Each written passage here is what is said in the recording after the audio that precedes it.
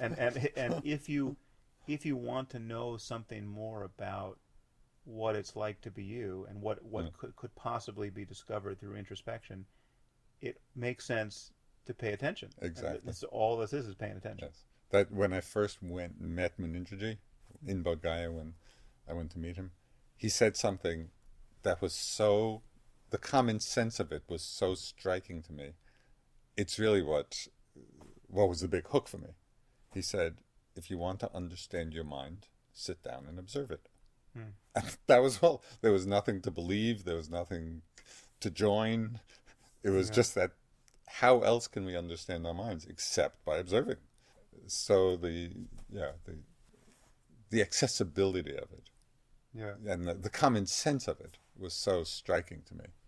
Of course, as we do the practice, there are many dimensions of our experience that reveal themselves that previously we had not been aware of. Yeah. So it goes very deep into, with tremendous nuance, but the basic instruction is this simple. Yeah. It's always a matter of not being lost in thought about the experience, Mm-hmm. noticing thought as thought, Mm-hmm. and noticing the character of experience with interest and without grasping at pleasant and Right. pushing away the Right. unpleasant. And it's Exactly. just simply Yeah. always being aware of what's arising. And I think one thing that people get confused about is, I mean, obviously there's a vast amount that the brain is doing and that therefore the mind is doing that we're not aware of Right. and that is not best discovered through introspection. I mean, so hence the necessity of having whole branches of science named psychology and neuroscience and cognitive neuroscience and cognitive science and linguistics and everything else. I'm following the rules of English grammar more or less effortlessly to get to the end of the sentence. I have no idea how I'm doing that, Right. and when I Right. fail to do that, I have no idea why I fail. And the best way to discover those details is not by me paying attention because it's simply not visible. The data are not there. But what mindfulness is a tool to be as aware as possible of the actual character of your subjective experience. Mm-hmm. It's not to say this is the best way to do neuroscience. Right. It's the best Right. way to be aware of what it's like to be you in every moment. Yes. And it's in that context that you can discover whether or not this thing you call yourself exists the way you have always thought it does. Yeah. And it's very pragmatic in another sense, because one of the things we discover through this simple introspection and observation is to see what patterns of thought and emotion create suffering for ourselves and others, and how to be free of that suffering. And that's really the bottom line of why to do it. Right. It's a way of coming out of suffering. And we become much more expert in terms of understanding our own minds and our own conditioning. Because we all have established habit patterns that are not helpful. They're not conducive to peace, not conducive to freedom. We need to learn about that. We need to see how all of that's happening. So take me back to, so now you're with Munindra in Bodh Gaya, and he's making a lot of sense and has given you a practice that seems very promising in light of this experience you had in Thailand.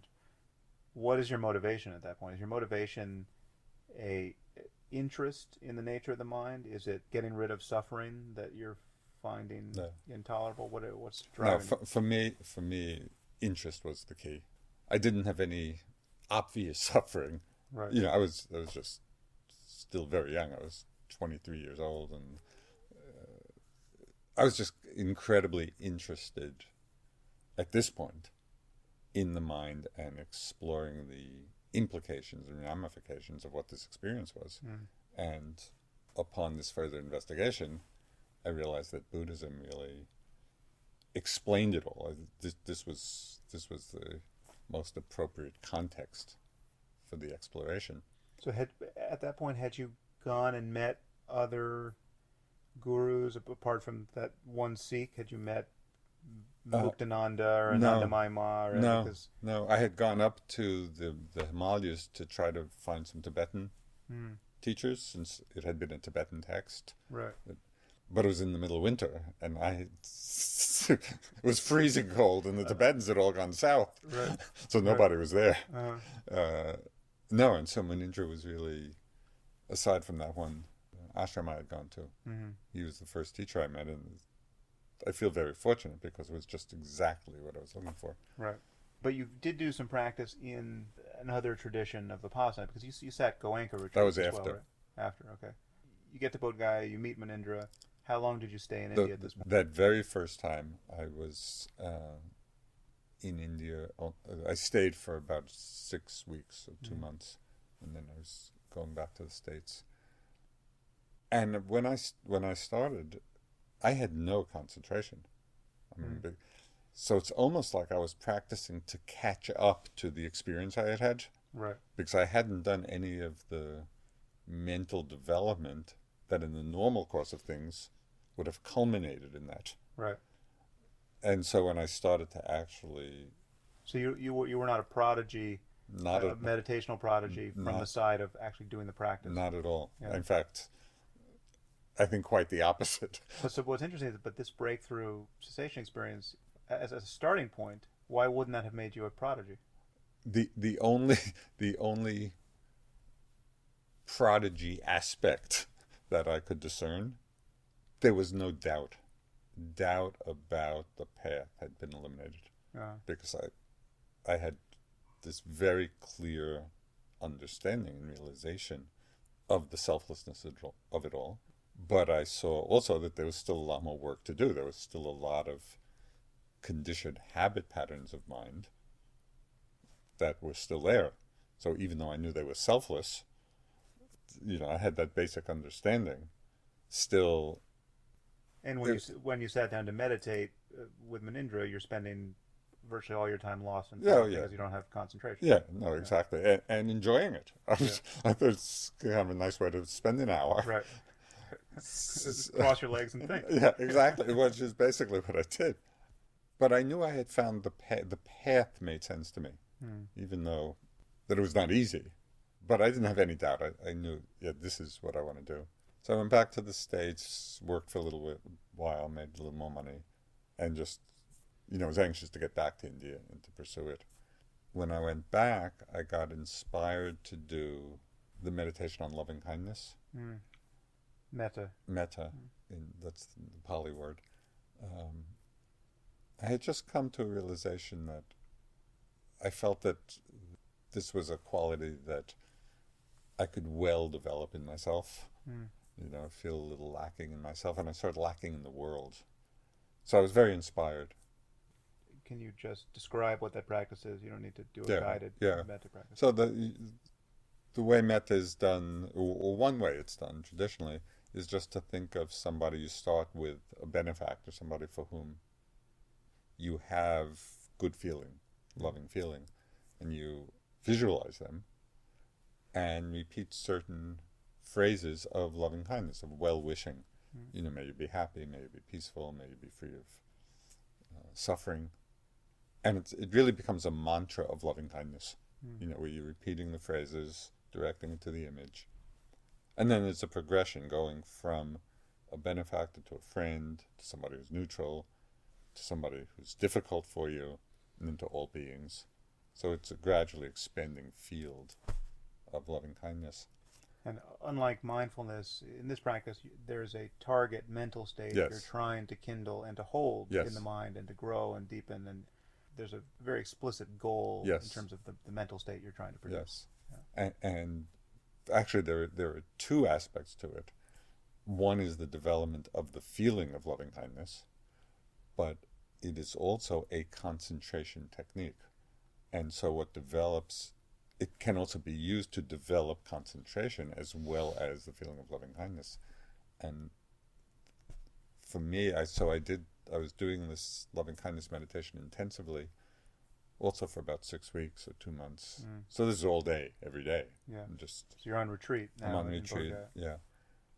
And it was in doing that practice that for the first time, my mind developed some concentration, and it was quite remarkable. I mean, it's a whole new inner space. And before, even though I had no doubt about the practice and I was committed to doing it, it was really difficult. You know, it was work. So your first time, you had periods that were periods of intensive practice on retreat doing Vipassana where you hadn't broken through? No. So your first period of retreat was doing metta? No, the first 6 weeks when I first went to Bodh Gaya, I was doing Vipassana. But for like 10 hours a day, or yeah, and still just feeling the effects of not having concentration. Right. No, I was continually trying to bring my mind back and be present. Right. It was hard work, but I had no doubt about it. I wanted to do it. Right. But you were a hard case because many people do a 10-day or 3-week retreat Vipassana for the first time. Yeah. And at some point in that retreat, really do experience kind of effortless concentration. Yeah. No, I didn't. And that's why for me now as a teacher, I have tremendous confidence in people being able to do it. Because if I could do it, anybody could do it. Right. Because my mind was so unconcentrated. Yeah. But the metta really, that established my mind in a degree of concentration. Not fantastic, but sufficient. Yeah. And it changed everything, because once the mind develops a certain level of concentration, then the practice becomes much more effortless. Right. You know, there's a momentum to the practice, and it becomes much more enjoyable. And so doing that period of the loving kindness was really important for me in the whole trajectory. And then at a certain point I went back to Vipassana, and then just proceeded to continue with Vipassana going through. So now how long did you stay in India this time? I was in India over a 7-year period, and I was back and forth to the States maybe 2 or 3 times in that period for a few months at a time. So I was mostly in India. Mostly in India for about 7 years, mostly in Bodh Gaya?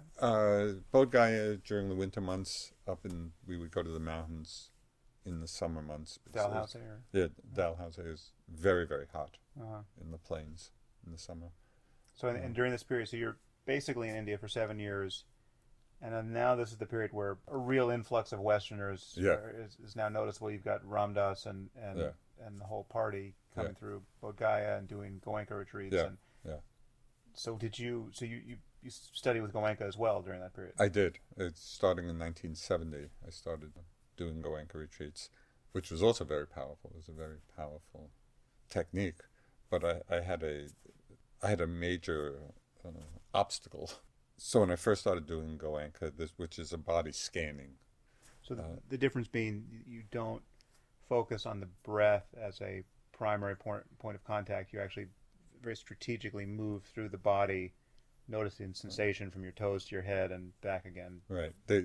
He does emphasize using the breath for the first few days of a 10-day retreat. For concentration. Right. And then it opens up to the body scan.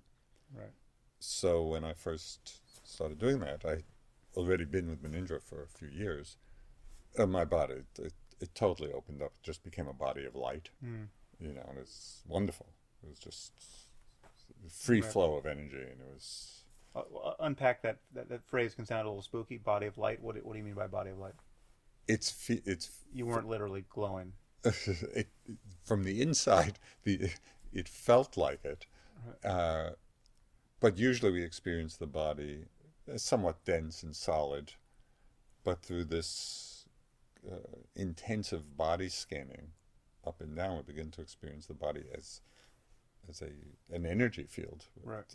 Meaning just a field of flowing sensations with no solidity anyplace. And so it's just this free flow of energy it's very enjoyable.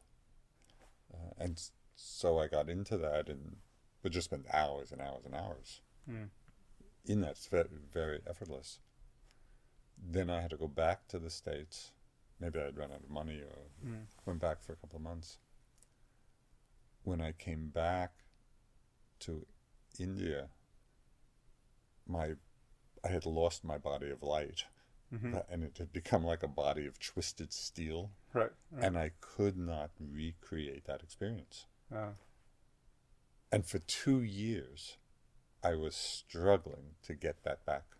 struggling in the context of meditation with Goenka or Yeah. with Manindra? no with Goenka. Oh, so